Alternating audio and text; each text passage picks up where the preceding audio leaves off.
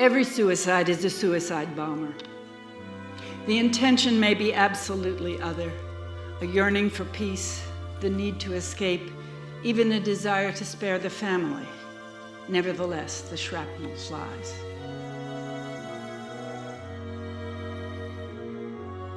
I'm very much aware that at one extreme, I have appropriated my son's life and made a story out of it that would not be the story that he would tell.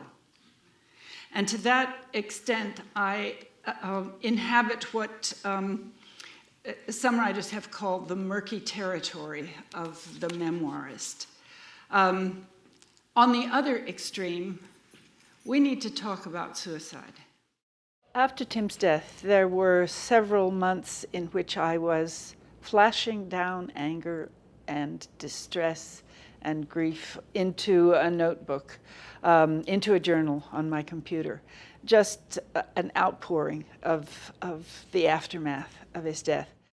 I was not catching the pattern of my days, which was grief, memory, grief, memory, grief, memory, and I was only writing about the way I felt, not about what I remembered of his life.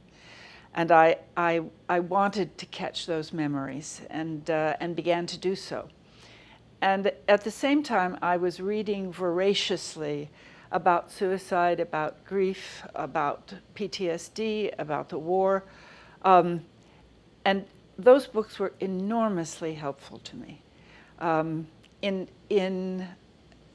the sense of community with people who had gone through similar things. My husband Peter and I had been to a movie. We'd barely stood our things when the phone rang. Our daughter-in-law Birgit, halfway around the world in Africa, said, "Didn't you get my messages?" I fumbled, apologizing. "Oh, I hadn't checked." Her voice blank, Birgit said, "Tim has shot himself."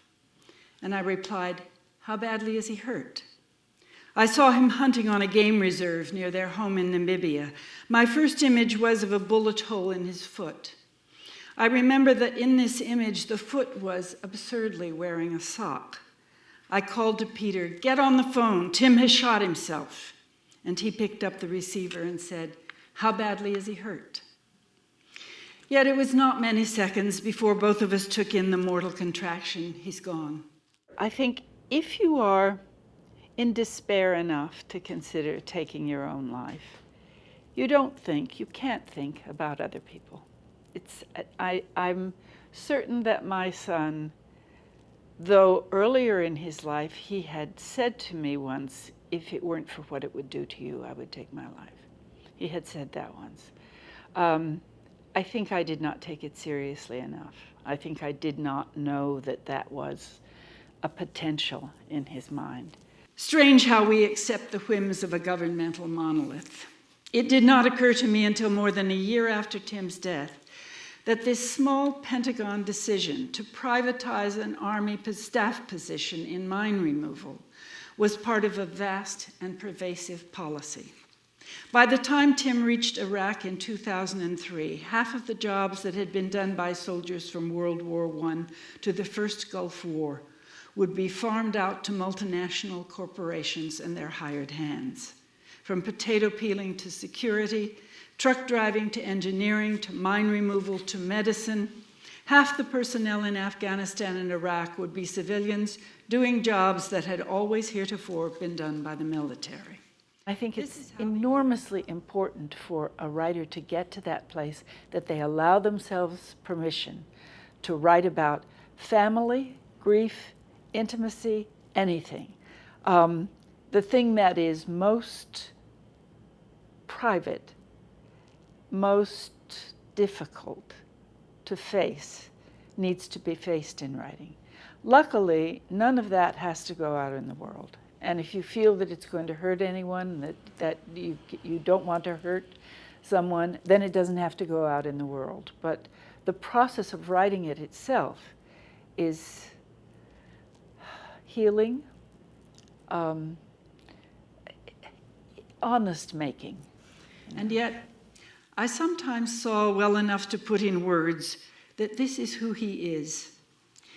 and has been consistently from babyhood, or that he might spend several hundred hours filing every edge inside and out so that all the parts fit with a silken smoothness, in the same way as I worry my lines across the page one at a time, take apart and refit the housing of the sentences, polish and shine.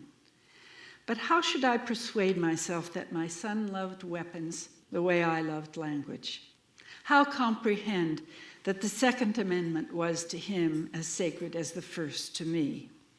This is the central divide of our nation, here in my living room. This is red state, blue state, sundering blood and blood. I think the Boston and New York publishers all turned it down for the same reason. And there were wonderful letters from editors saying this is very moving, very honest, and but the committees that make the decision ultimately turned it down.